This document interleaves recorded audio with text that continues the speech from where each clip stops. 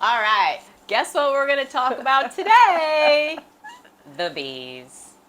So today we did a meditation about bees, but basically for me, this is kind of going to get into our spirit animals, is that bees have always been a part of my life. And then when I jumped into my RV, the bee was there for me every day, everywhere I went.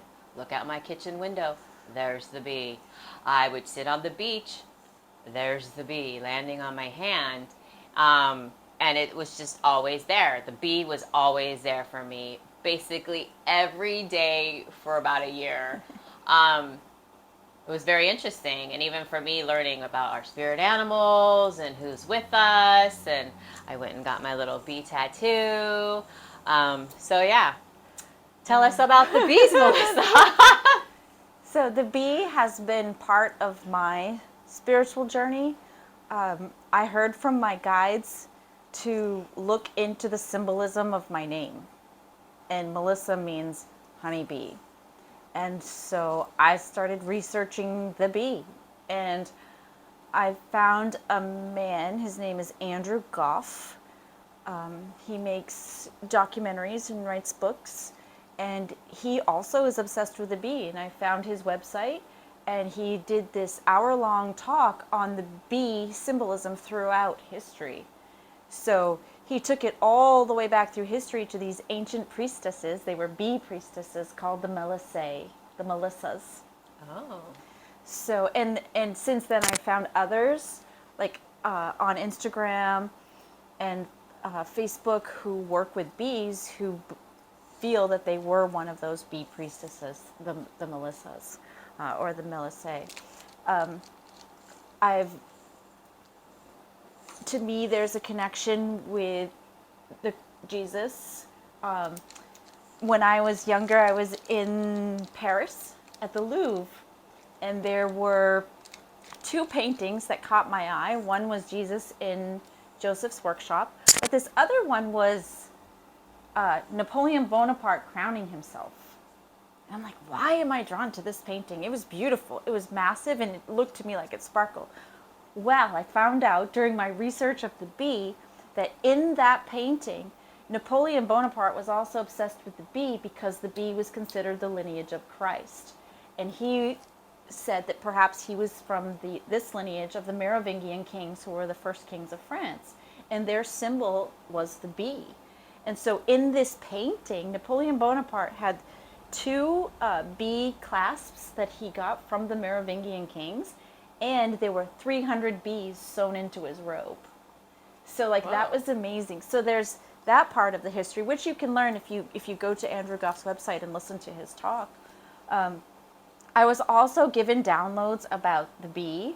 So I had this vision of God or source when it was nothing, and then it decided that it wanted to create, decided that it wanted to split into souls.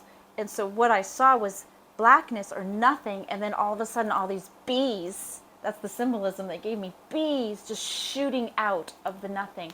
And to me, they represented all of us, all of our original souls, these souls that were created from God, from Source. And there was a cosmic heart, and all the bees, all of us, all the souls came, and they started creating this cosmic hive around the heart. And I've always felt that each one of us is one of those souls. And we are creating one cell of that hive.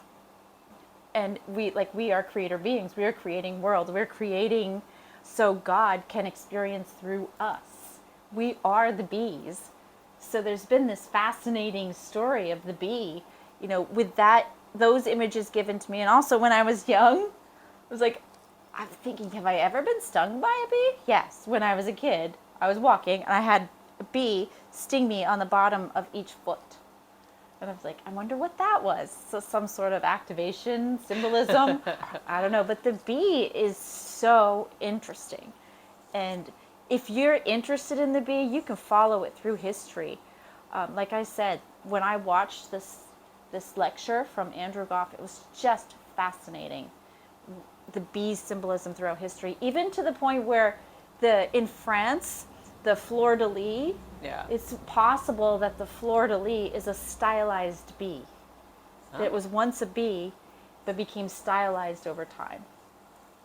Take it or leave it, but it's really fascinating. It's fascinating. Interesting. Well, one thing too about bees, is that technically they're not even really supposed to be able to fly, and so it's like they got these little wings and don't even aren't big enough for their even little tiny bodies, and it's like, look at me, I can be anything I want to be. Yeah. Yeah. Yeah, they're just brilliant. As a school teacher, one of my favorite things was Ms. Frizzle, right? Ms. Frizzle, the Magic School Bus, and there's the episode of the bees where the kids all become bees. Oh, that's and they're doing this. They leave the hive, they go collect the pollen, do the nectar, and then they come back and they do a little dance. They dance to show the other bees where to go to that flower, how to get there. So it's like directions to the nectar, to the flower. I wonder if you can find those episodes on anywhere now. Yeah, maybe on YouTube. Yeah, I wonder. We'll have to look that up. Magic If we School Bus. can, we're going to drop that link. How funny is that? Yeah. Yeah. So, yeah, and to me, I think in the future, the bee symbolism is going to be really important because, there's stories here, and I'm just going to go here on the lineage of Christ. And to me, the bee symbolism represents that. Take it or leave it. I don't know exactly how yet. Maybe more information will come. Right. But it's. I had a conversation with Jesus once, and he was talking about the bees and giving me information about the bees. So I really think they're a metaphor for us. It's a great metaphor.